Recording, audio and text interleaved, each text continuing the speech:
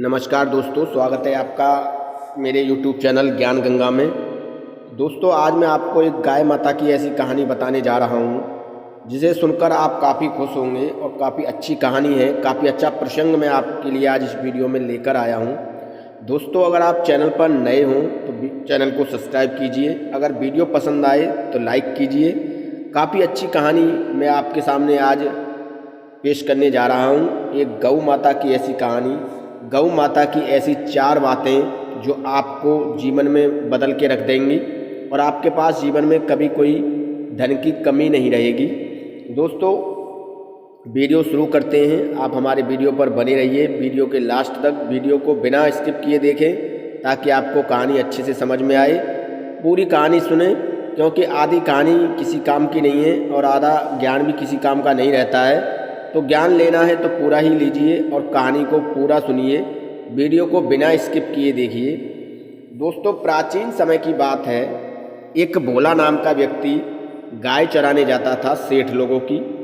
गाय काफ़ी ज़्यादा थी और गायों को चराकर ही वो अपने परिवार का पालन पोषण करता था।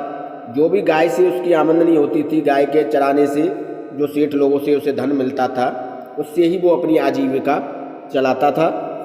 इस तरह उसका गुजर बसर हो रहा था। समय व्यतीत होते होते, गाय चराते चराते जब उसे काफ़ी समय बीत गया तो उसने क्या देखा कि वो जो गाय चराने जाता था वो 99 गाय थी। पर जब वो गाय की गिनती करता है एक दिन, तो वो 100 गाय हो जाती थी। होता क्यों था कि एक गाय जो थी वो रास्ते से उन गायों में शामिल हो जाती थी, इसलिए वो 100 गाय होती थी। पर जब भोला ने 100 गाय गिनी तो वो सेठ के पास पहुंचा और सेठ से कहा, सेठ जी, मैं पूरा दिन मेहनत करता हूं और आप मुझे पैसे देते हैं और मैं गाय आपकी चरा के लाता हूं, पर मैं जो गाय चराने जाता हूं वो 99 गाय होती हैं, पर जब मैं गिनती करता हूं तो गाय 100 बैठती हैं, एक गाय उसमें ज़्यादा होती है और उस एक गाय का मुझे पैसा नहीं मिलता है। तो सेठ ने कहा, चलो गिनती कर लेते हैं। जब गिनती की तो गाय 99 थी। भोला परेशान हो गया। उसने कहा, चलो कोई बात नहीं है, कल मैं गिनकर देखूंगा। जब भोला अगले दिन गायों को लेकर जाता है, गायों को चराने के लिए जंगल में जाता है, तो गाय फिर 100 बैठती हैं। जब सभी सेठ लोग अपनी गायों को लेने आते हैं और जब वो गायों को लेकर अपने ठिकाने पर पहुंचता है तो एक गाय उनमें से अलग होकर अलग रास्ते पर चलने लग जाती है। तो भोला ने कहा, यही शायद एक गाय होगी जो गिनती में ज़्यादा होती है, मुझे चलकर देखना चाहिए कि ये गाय कहाँ से आती है, क्यों आती है, किस लिए आती है। तो भोला उस गाय के चुपके से पीछे पीछे चल देता है। गाय काफ़ी दूर जंगल में निकल जाती है और जंगल में निकलने के बाद वो एक गुफा के अंदर घुस जाती है।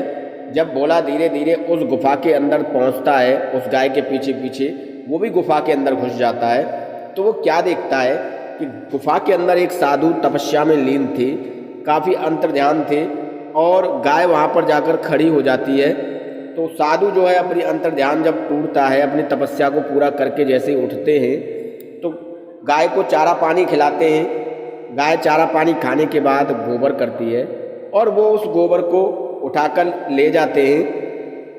तो ये सब भोला अपनी आंखों से देख रहा था। जब गाय अगले दिन उसकी गाय में शामिल होने के लिए आती है, तब भोला उस गाय से पूछता है, हे गाय माता, आप कहाँ से आती हैं, क्यों आती हैं और इस गोबर का क्या रहस्य है। देखिए दोस्तों, ये तो आप जानते हैं कि गाय के अंदर काफ़ी देवी देवताओं का वास होता है।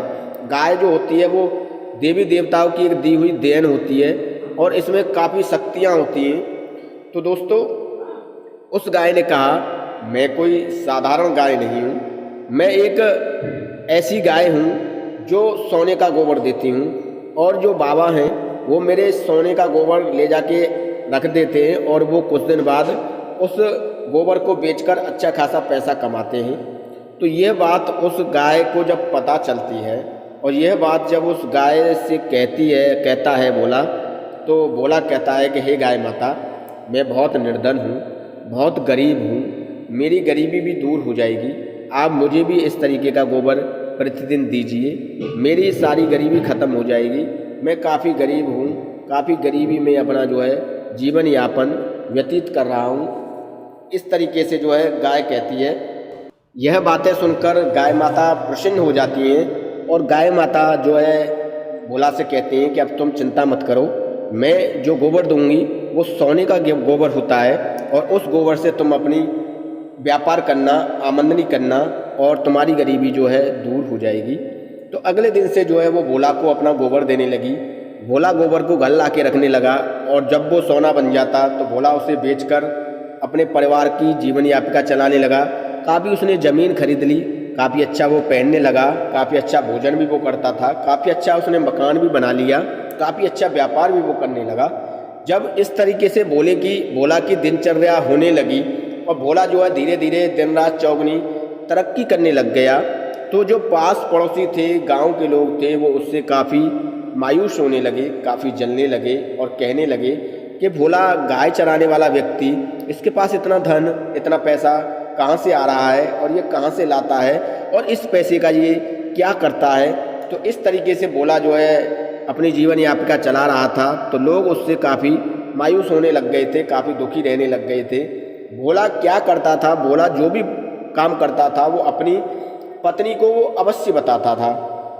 जब वो उसकी पत्नी को बताता था तो पत्नी कुछ और लोगों को बता देती थी इस बात को। तो जो है पत्नी के पेट में कोई बात रुकती नहीं थी। तो भोला के पास जिस तरीके से धन बढ़ा, उस तरीके से ही भोला के पास धन जो है कम होना शुरू हो गया और वो गाय माता भी उसे छोड़कर चली गई। यानी कि के पास इतनी गरीबी आ गई और इतनी गरीबी आ गई कि जो भोला पहली कंडीशन में था उस कंडीशन से भी भोला जो है नीचे गिर गया और काफ़ी गरीबी में वो जो है जीने लगा। जब समय व्यतीत हुआ धीरे धीरे, तो एक दिन उस गाय माता ने भोला से आकर पूछा, भोला क्यों परेशान हो, क्या बात है।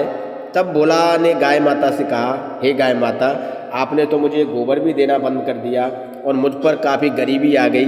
मैं अब काफ़ी परेशान रहने लगा हूँ, मैं दाने दाने के लिए मोहताज हो गया हूँ। मेरी परेशानी को कैसे दूर किया जाए और आपने तो मुझे बड़ी ही परेशानी में डाल दिया। अब मैं कैसे अपनी जीवन यात्रा चलाऊँगा, कैसे अपने बच्चों का पालन पोषण करूँगा। यह बात जो है गाय माता ने भोला से कही। तो भोला की बात सुनकर गाय माता ने कहा, भोला ये तुम्हारी करनी का ही फल है, इसमें मेरा कोई दोष नहीं है। तो भोला ने पूछा, हे गाय माता, मैंने ऐसा क्या गलत कर दिया? अगर मैंने गलत किया है तो आप मुझे उसके लिए दंड दे सकती हैं, सजा दे सकती हैं, पर आप मेरे साथ ऐसा न कीजिए कि मेरे बच्चे भी भूखे मर जाएं। और इस समय मेरे बच्चे भूखे मरने की कगार पर आ चुके हैं और मैं काफ़ी गरीब हो चुका हूँ। मेरी हालात और मेरी स्थिति बद से बदतर हो चुकी है, पहले से भी ज़्यादा बुरे दिन मेरे आ चुके हैं। तब गाय माता ने भोला से कहा, भोला मैं आज तुम्हें 4 ऐसी अनमोल बातें बताने जा रही हूँ जिसे ध्यान में रखना और इस बात का अगर तुम जीवन में पालन करोगे, कभी दुखी नहीं रहोगे, कभी तुम पर गरीबी नहीं आएगी, हमेशा तुम पर पैसे का वैभव रहेगा। तो दोस्तों 4 बातें भोला को जो है गाय माता समझाने लगी। तो गाय माता ने पहली बात भोला को क्या बताई कि जो ईश्वर का भजन होता है, ईश्वर की आरती और साधना जो होती है वो हमेशा पर्दे के पीछे होनी चाहिए, अकेले में होनी चाहिए, किसी के सामने नहीं होनी चाहिए। कि अगर आप ईश्वर की साधना और भक्ति अगर किसी के सामने करते हैं तो उसका श्रेय और उसका फल आपको नहीं मिलेगा, उसका फल दूसरे लोग ले जाएंगे और आपकी जो साधना और भक्ति है वो व्यर्थ चली जाएगी। इस बात को जीवन में हमेशा याद रखना। दूसरी बात उसने भोला से कही, भोला ये भी काफ़ी अच्छी बात है, इसे भी तुम सुनो। दूसरी बात उस गौ माता ने भोला से कही कि भोजन हमेशा पर्दे के पीछे करना चाहिए। अगर तुम भोजन को किसी के सामने करते हो तो अन्न देवता का अपमान होता है और ऐसा करने से तुम गरीबी के भागीदार बन जाते हो, धन की तुम्हारे पास कमी होने लगती है और तुम गरीबी के रूप में आ जाते हो। भोला ये बातें ध्यान से सुन रहा था। तीसरी बात गौ माता ने कही, तीसरी बात काफ़ी अनमोल है भोला, इसे काफ़ी ध्यान से सुनना। कभी भी अगर आप अपनी पत्नी के साथ बिस्तर पर हों तो वो भी पर्दे के पीछे ही होना चाहिए। जब भी आप अपनी पत्नी के साथ हम बिस्तर हों तो वो भी पर्दे के पीछे ही होना चाहिए। अगर आप खुले में करते हैं, खुले में हम बिस्तर होते हैं, तो इससे जो है आपको काफ़ी परेशानी का सामना करना पड़ सकता है, क्योंकि ये हम बिस्तर भी आपको पर्दे के पीछे ही होना चाहिए। ये बातें गौ माता जो है भोला से कहती है। भोला सभी बातें ध्यान से सुन रहा था।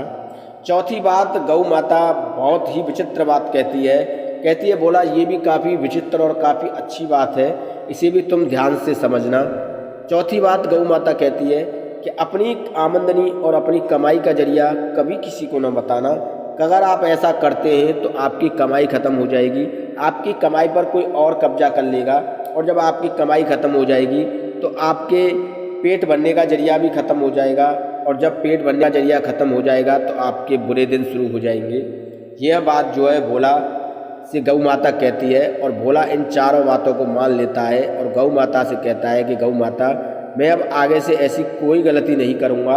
और जो भी भोला अब काम करता था, जो भी कमा के लाता था, उसने अपनी पत्नी को भी बताना बंद कर दिया, क्योंकि पत्नी के पेट में कोई बात रुकती नहीं थी, वो बात हमेशा दूसरों को बता देती थी।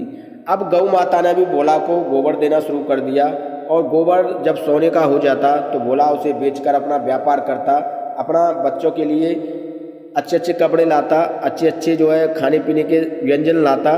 तो इस तरीके से भोला का समय एक बार पुनः लौट आया, और भोला की स्थिति पुनः दोबारा से पहले जैसी हो गई।